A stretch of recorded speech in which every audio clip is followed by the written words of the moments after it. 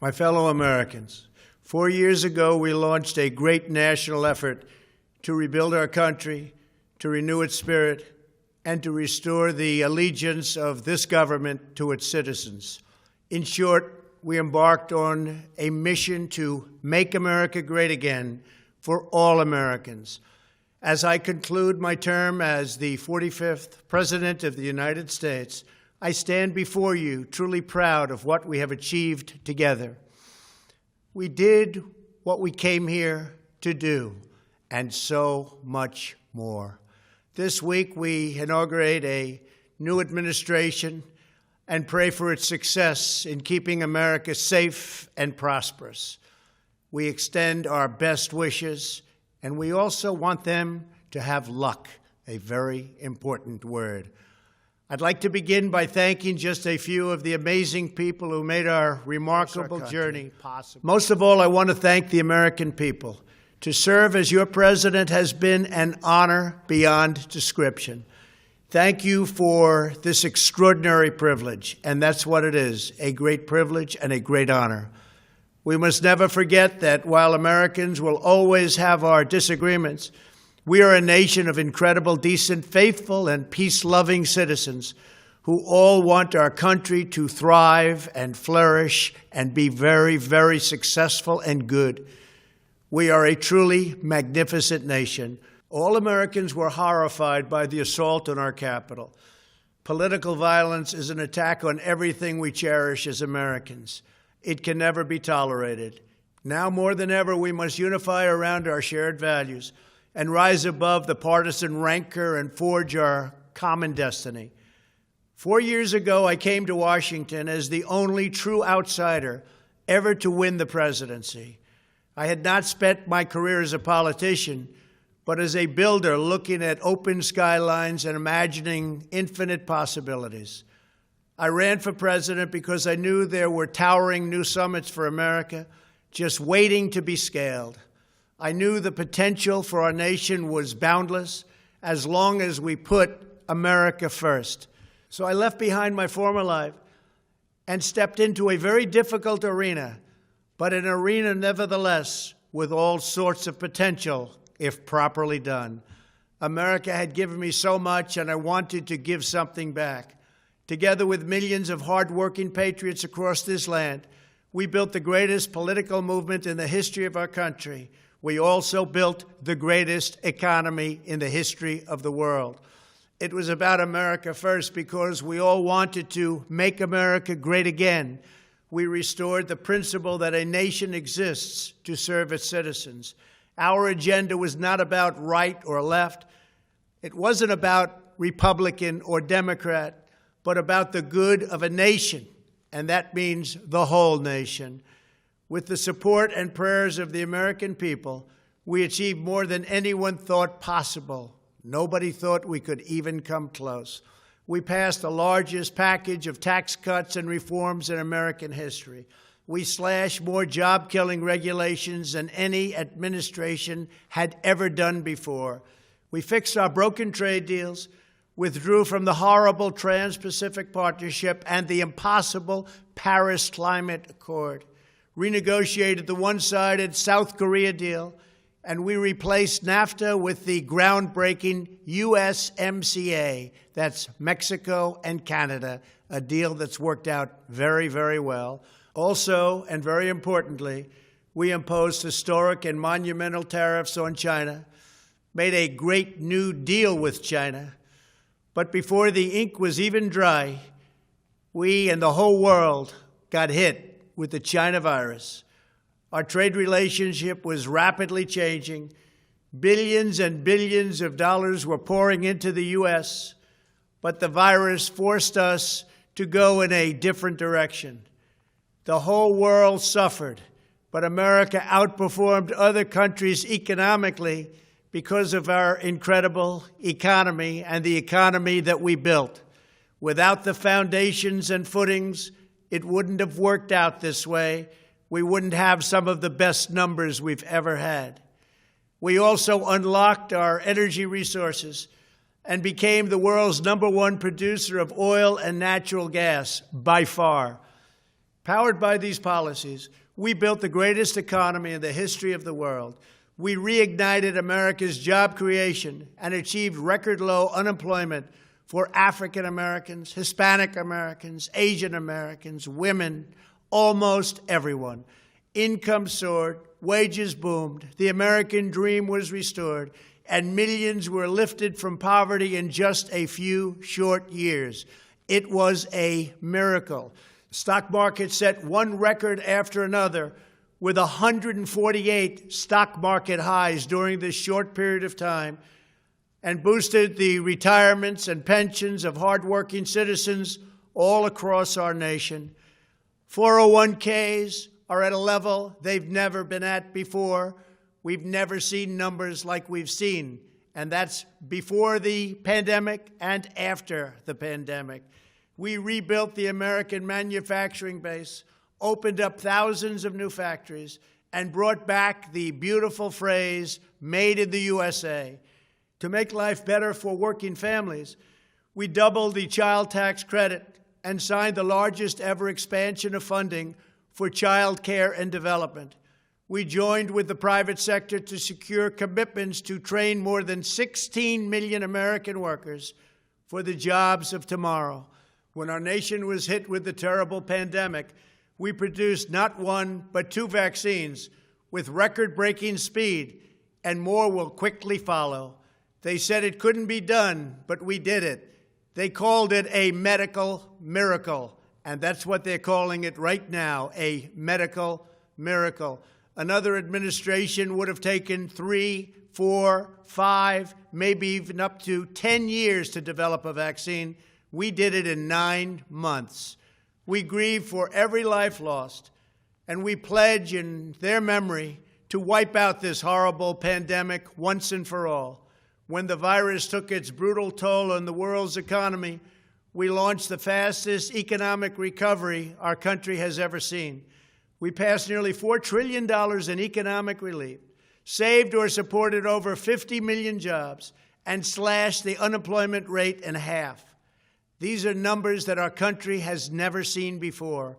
We created choice and transparency in health care, stood up to Big Pharma in so many ways, but especially in our effort to get favored nations clauses added, which will give us the lowest prescription drug prices anywhere in the world. We passed VA choice, VA accountability, right to try, and landmark criminal justice reform. We confirmed 3 new justices of the United States Supreme Court. We appointed nearly 300 federal judges to interpret our Constitution as written. For years, the American people pleaded with Washington to finally secure the nation's borders. I am pleased to say we answered that plea and achieved the most secure border in U.S. history. We have given our brave border agents and heroic ICE officers the tools they need to do their jobs better than they have ever done before, and to enforce our laws and keep America safe. We proudly leave the next administration with the strongest and most robust border security measures ever put into place. This includes historic agreements with Mexico, Guatemala, Honduras, and El Salvador, along with more than 450 miles of powerful new wall. We restored American strength at home and American leadership abroad. The world respects us again. Please don't lose that respect. We reclaimed our sovereignty by standing up for America at the United Nations and withdrawing from the one-sided global deals that never served our interest. And NATO countries are now paying hundreds of billions of dollars more than when I arrived just a few years ago. It was very unfair. We were paying the cost for the world. Now the world is helping us. And perhaps most importantly of all, with nearly $3 trillion, we fully rebuilt the American military, all made in the USA. We launched the first new branch of the United States Armed Forces in 75 years, the Space Force. And last spring, I stood at Kennedy Space Center in Florida and watched as American astronauts returned to space on American rockets for the first time in many, many years. We revitalized our alliances and rallied the nations of the world to stand up to China like never before. We obliterated the ISIS caliphate and ended the wretched life of its founder and leader, al-Baghdadi. We stood up to the oppressive Iranian regime and killed the world's top terrorist, Iranian butcher Qasem Soleimani. We recognized Jerusalem as the capital of Israel and recognized Israeli sovereignty over the Golan Heights. As a result of our bold diplomacy and principled realism, we achieved a series of historic peace deals in the Middle East. Nobody believed it could happen. The Abraham Accords opened the doors to a future of peace and harmony, not violence and bloodshed. It is the dawn of a new Middle East, and we are bringing our soldiers home. I am especially proud to be the first president in decades who has started no new wars. Above all, we have reasserted the sacred idea that in America, the government answers to the people. Our guiding light, our North Star, our unwavering conviction has been that we are here to serve the noble, everyday citizens of America. Our allegiance is not to the special interests, corporations, or global entities. It's to our children, our citizens, and to our nation itself. As president, my top priority, my constant concern, has always been the best interests of American workers and American families. I did not seek the easiest course. By far, it was actually the most difficult. I did not seek the path that would get the least criticism. I took on the tough battles, the hardest fights, the most difficult choices, because that's what you elected me to do. Your needs were my first and last unyielding focus. This, I hope, will be our greatest legacy. Together, we put the American people back in charge of our country. We restored self-government. We restored the idea that in America, no one is forgotten because everyone matters and everyone has a voice. We fought for the principle that every citizen is entitled to equal dignity, equal treatment, and equal rights, because we are all made equal by God. Everyone is entitled to be treated with respect, to have their voice heard, and to have their government listen. You are loyal to your country, and my administration was always loyal to you. We worked to build a country in which every citizen could find a great job and support their wonderful families. We fought for the communities where every American could be safe and schools where every child could learn. We promoted a culture where our laws would be upheld, our heroes honored, our history preserved, and law-abiding citizens are never taken for granted. Americans should take tremendous satisfaction in all that we have achieved together. It's incredible.